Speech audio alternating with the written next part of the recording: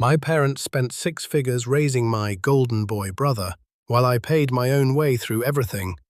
Then they showed up asking me for $50,000 to bail them out of a lawsuit. I finally said no, and it wrecked everything. I need to start this back at the beginning, because if I just tell you about the dinner where everything blew up, you won't understand why I did what I did, and you'll think I'm the villain, which is exactly what half my extended family believes right now. So bear with me, this is long. My name isn't really Nathan, but that's what I'll call myself here, and my younger brother I'll call Brendan, because if I use our real names, half of Ohio would know exactly which family I'm talking about, and I'd rather not deal with that.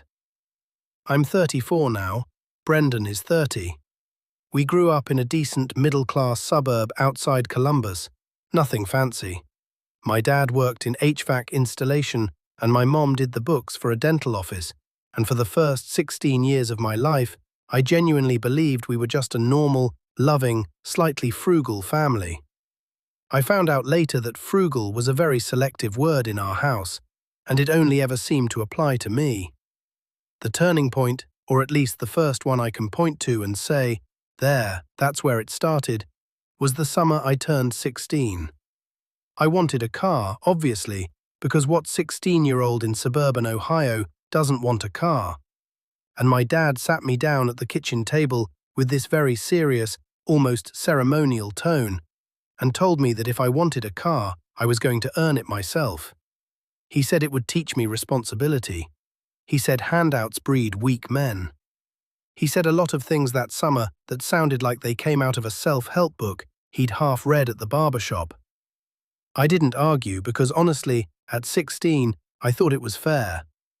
I got a job pushing carts and bagging groceries at the local supermarket for $7.25 an hour, which even back then was barely above minimum wage, and I worked every single weekend and most weeknights after school for 18 months. I remember exactly what it felt like to stand in that parking lot in July heat, wrangling 40 shopping carts stuck together like a train, sweating through my polo shirt, watching my friends drive by in cars their parents had bought them, and telling myself it didn't matter because I was building character. After 18 months of grinding, I had saved up about $3,400, enough to buy a used, slightly beat-up Honda Civic with a check engine light that never fully went away and a driver's seat that squeaked every time I hit a pothole. I loved that car more than almost anything I've ever owned since, honestly, because it was mine, every bolt of it paid for with my own sweat. Fast forward 4 years, my brother Brendan turned 16.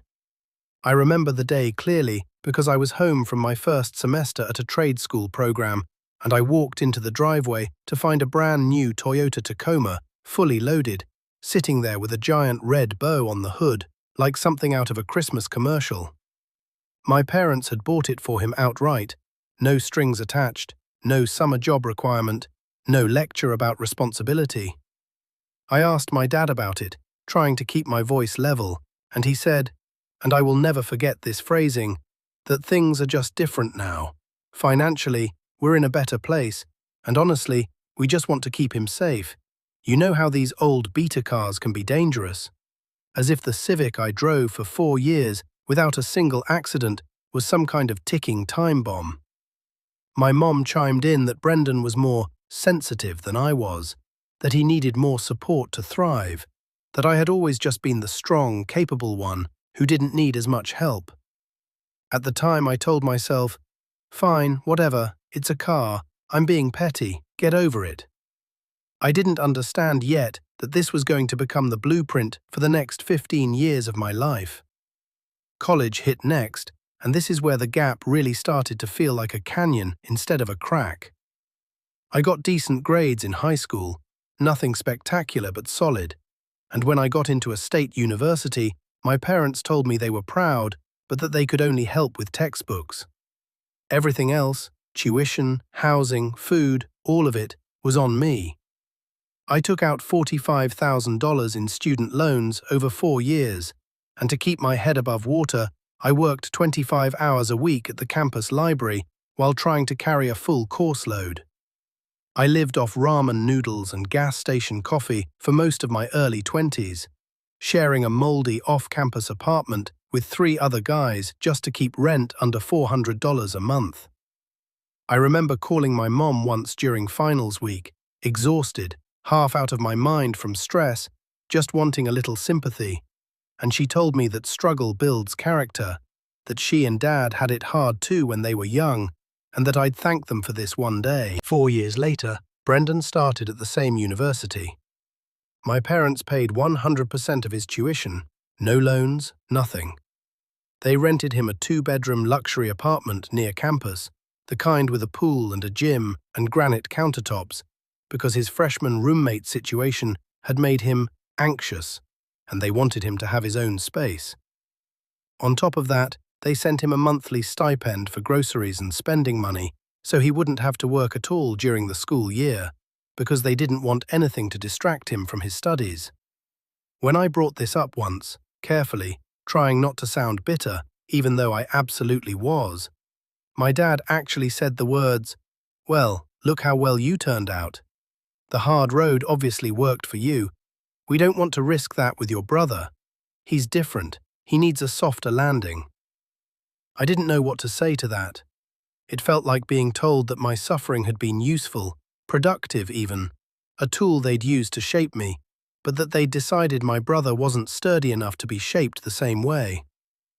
Brendan graduated 4 years later with a mediocre GPA, somewhere around a 2.7, and no real direction. He bounced between 3 different majors before settling on business administration, and even then, he never seemed particularly passionate about it. Meanwhile, I had gone a completely different route. College hadn't been for me long-term, honestly, and around my sophomore year, I realized I wanted to work with my hands. So after graduating with my mediocre general studies degree and that mountain of debt, I enrolled in an electrician apprenticeship program. It took years, journeyman hours, exams, more grinding, but I eventually earned my master electrician license, which, if you don't know the trades, is not an easy thing to get. It requires years of documented field hours, plus passing a brutal exam most people fail on the first attempt. I passed on my second try. By the time I was 28, I had started my own small electrical contracting business, just me and one apprentice at first, doing residential rewiring and panel upgrades around the Columbus suburbs. It was slow and terrifying in the early days, plenty of months where I wasn't sure I'd make payroll, let alone pay myself. But I kept my overhead low and my work quality high, and slowly, word of mouth built the business into something real. By 30, I had 4 employees. Around that same time, I finally paid off the last of my student loans, a moment I genuinely celebrated, alone in my apartment with a 6-pack of decent beer, because nobody else seemed to think it was a big deal. Shortly after that, I bought a run-down, 3-bedroom foreclosure on the edge of town. The kind of house realtors describe as having great bones, when they mean the previous owner may have kept livestock inside. I spent 2 years of weekends and evenings after work gutting and rebuilding that house myself, rewiring it obviously, but also learning plumbing and drywall and flooring as I went, watching YouTube tutorials at midnight with a beer in one hand and a multi-tool in the other. When I finally finished it, it appraised for nearly triple what I paid, and for the first time in my life, I felt like I had built something entirely on my own terms. No help, no shortcuts, just stubbornness and calluses. Brendan's path looked very different. After graduating, he drifted through a series of jobs, an entry-level marketing position he quit after 8 months because his manager was toxic, a sales job he got fired from after a year for missing quota 3 quarters in a row, a stint working for a friend's startup that folded within 18 months. Through all of this, my parents kept the financial safety net stretched wide beneath him, covering his rent gaps, his car payment when he fell behind, even a few $1,000s here and there for unexpected expenses that never seemed to have a clear explanation. Then, when Brendan turned 25, My parents handed him $50,000 in cash as a down payment on a house. $50,000, just like that, framed as an investment in his future. The same phrase they'd use again years later in a much darker context. I remember finding out about it at a family barbecue, watching Brendan's face light up as he described the 4-bedroom colonial he was closing on, watching my parents beam with pride like they'd just funded a moon landing, and feeling something curdle in my stomach that I didn't fully have words for yet. I want to be clear here, I wasn't a saint about any of this internally. I stewed. I resented.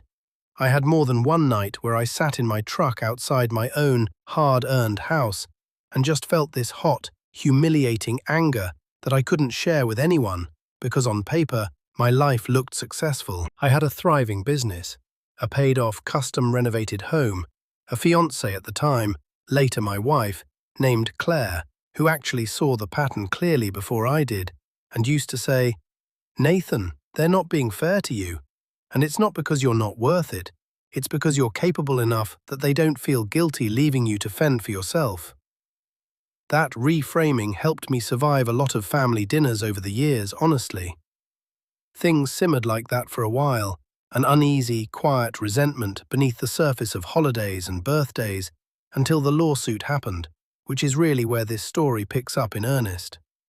My dad, in addition to his HVAC work over the years, had built up a small side portfolio of rental properties, 3 duplexes he'd bought cheap in the 90s and just sort of coasted on for decades, doing minimal maintenance, charging modest rent, collecting checks.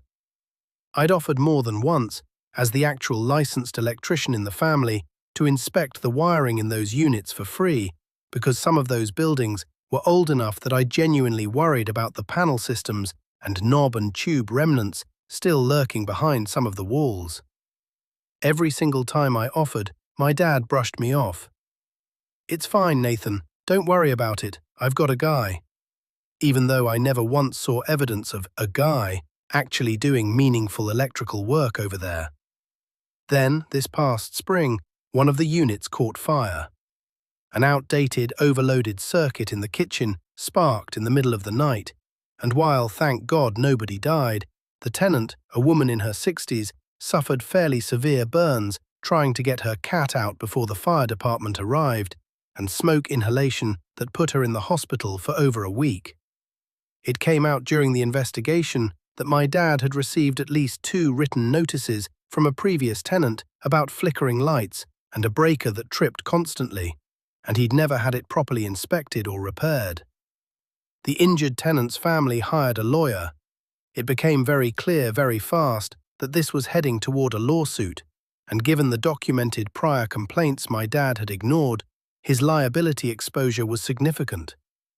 I remember my mum calling me in tears one night, not to check on how I was doing, not really to talk to me as a person, but specifically to ask if I could look into how bad this could get for your father, legally. I told her honestly, based on what she described, that it sounded bad, that the prior written complaints were going to be a huge problem in any negligence claim, and that they needed a good lawyer immediately, not a cheap one.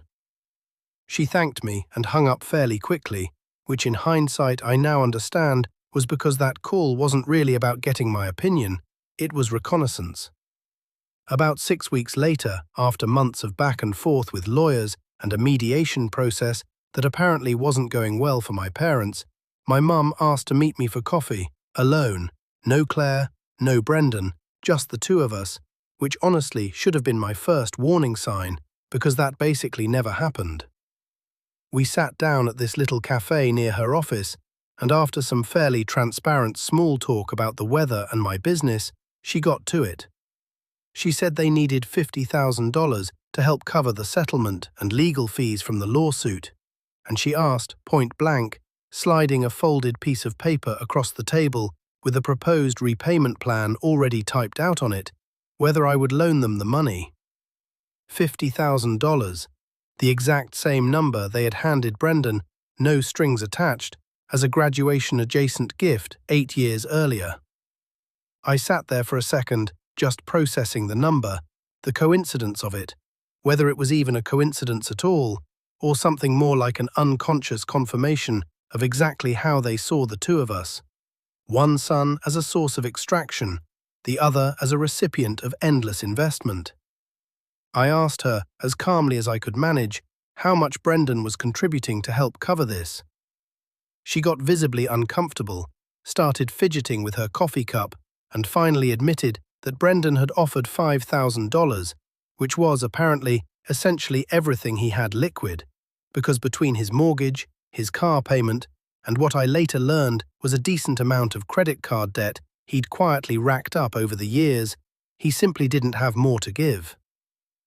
$5,000 from the son who had received, by my rough calculation over the years, including the truck, the tuition, the rent-free luxury apartment, the stipends, the down payment gift, and various smaller cash infusions along the way, somewhere in the neighborhood of $250,000 in direct parental support. I didn't say yes or no at the coffee shop. I told my mom I needed time to think about it and talk to Claire, which was true, but honestly, I think some part of me already knew what my answer was going to be. I just needed to sit with it long enough to be sure I wasn't making the decision out of pure spite. Claire and I talked about it for almost 2 weeks.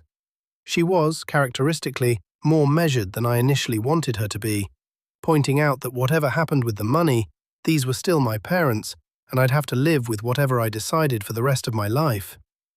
But she also asked me a question that cut right through everything. If you say yes to this, what actually changes? Do you think this fixes the pattern, or does it just confirm to them that no matter what they do, you'll always be the one who cleans it up? That question sat with me for days. I decided I wanted to have this conversation in person, on my terms, in my own house, the house I'd built with my own 2 hands after they refused to help me with school. I invited my parents over for dinner, told them I wanted to talk about the loan request properly, and Claire made a big pot roast, because if we were going to have the hardest conversation of my adult life, I at least wanted everyone fed first. Dinner started normally enough, a little tense, some forced small talk about my dad's ongoing back pain and my mum's garden, but everyone was clearly aware of the elephant in the room. After we finished eating and I'd cleared the plates, I sat back down at the table and just laid it all out, calmly, methodically, because I'd actually written notes on my phone beforehand so I wouldn't lose my nerve or my train of thought. I walked them through it. The car at 16 versus the truck for Brendan. The 18 months of pushing shopping carts versus Brendan never working a summer job in his life until college was over. The $45,000 in student loans I paid off entirely myself versus Brendan's fully covered tuition, luxury apartment, and monthly stipend. The $50,000 gift for Brendan's house at 25 versus the fact that I'd bought and renovated my own home with zero help, on top of already having paid off my loans. I told them I wasn't bringing any of this up to relitigate my entire childhood, that I understood parents make different choices with different kids for different reasons, but that I needed them to understand why, given this entire documented history, I wasn't in a position, emotionally or otherwise, to be the one who bailed them out now, I said. And this is close to verbatim, because I'd practiced it in the shower more times than I want to admit. You've spent 34 years treating me like the son who could handle anything on his own, and treating Brendan like an investment that needed constant protecting. If Brendan is the investment, then I think it's time you go collect on that investment, instead of coming to the son you taught to be self-sufficient and asking him to bail out the plan you already put your money into. My dad's face went through about 4 different emotions in the span of 10 seconds.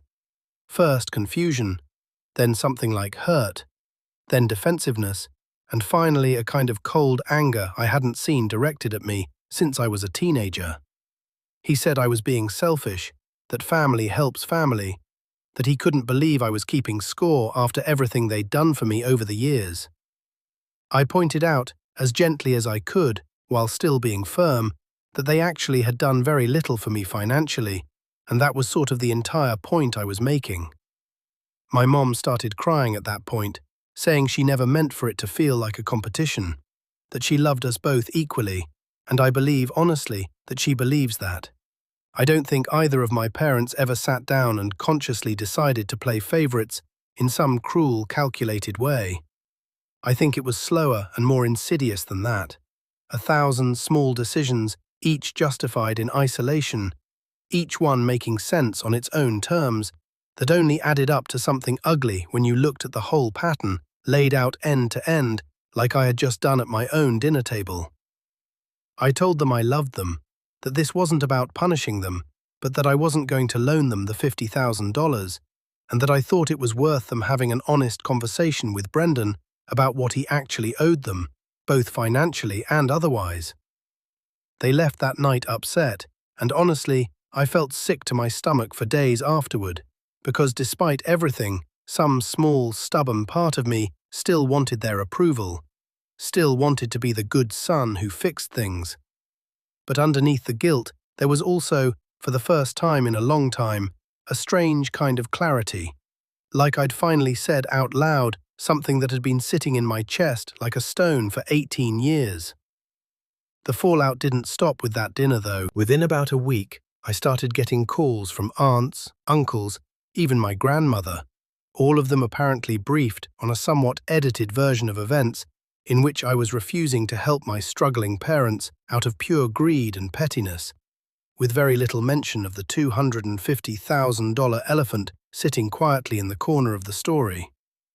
My Aunt Denise, my dad's sister, actually told me over the phone that I had always been the strong one, and that strong people help their family, that's what makes them strong. Which honestly might be the single most infuriating sentence anyone said to me during this entire ordeal, because it was just another version of the exact same lifelong pattern, my strength being treated as a resource to extract rather than something that deserved its own support. I held firm through all of it. It wasn't easy. There were nights I lay awake replaying every phone call, wondering if I was the villain everyone seemed to think I was.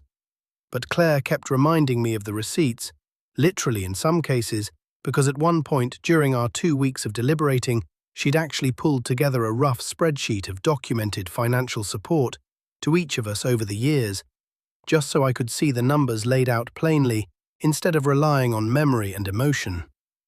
Seeing it in black and white helped more than I expected. In the end, my parents figured it out without me. They ended up pulling a significant chunk out of my dad's retirement accounts, taking an early withdrawal penalty that stung badly given how close he was to actually retiring, and took out a second mortgage on their own home to cover the rest of the settlement and legal fees. Their retirement timeline, which had already been modest, got pushed back by what my dad now estimates will be at least 6 or 7 more years of working. I won't pretend that doesn't weigh on me at all, because it does. Watching your parents age into financial hardship is never going to feel good, no matter how justified your reasoning is. But I also remind myself, on the harder nights, that this was a whole created by a lifetime of specific choices, including the $50,000 they handed Brendan without a second thought years earlier. Money that, had it stayed in their own accounts, would have covered this exact emergency with room to spare. As for Brendan, things did not go well for him after all this. Without the constant financial cushion my parents had provided his entire adult life, and with my parents now genuinely tapped out and unable to help further, his own shaky finances came into sharp focus fairly quickly. It turned out that mediocre career, the years of hopping between jobs, and a lifestyle that had always been subsidized rather than earned, had left him with almost no real financial footing of his own. About 4 months after the lawsuit settled, he called me, and it was honestly the first real one-on-one conversation we'd had in years that wasn't filtered through a holiday dinner or a group text.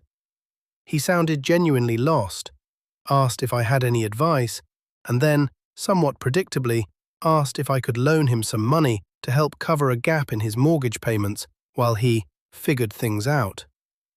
I told him, as kindly as I could manage, that I loved him, that I hoped he found stable footing, but that I wasn't in a position to be anyone's financial safety net, including his, and that maybe it was time for him to build his own relationship with hard work, the way I'd had to at 16, pushing shopping carts in a supermarket parking lot for $7.25 an hour.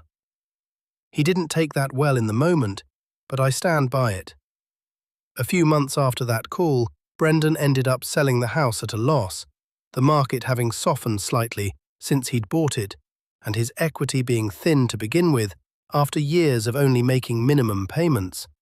And at 29 years old, he moved back into his childhood bedroom, the same bedroom he'd grown up in, now sharing a roof again with the parents who had once promised him a soft landing for life. I'm told it's been a difficult adjustment for everyone in that house. As for me, my business has continued to grow steadily. We picked up 2 new residential contracts just last month. I hired another apprentice, and Claire and I are now actually looking at expanding our own house, adding a proper workshop out back, since I've gotten more into custom furniture work in my rare free time. I won't lie and say I feel purely victorious about any of this, because there's a strange grief in finally seeing clearly how unevenly you were treated by the people who were supposed to love you both the same.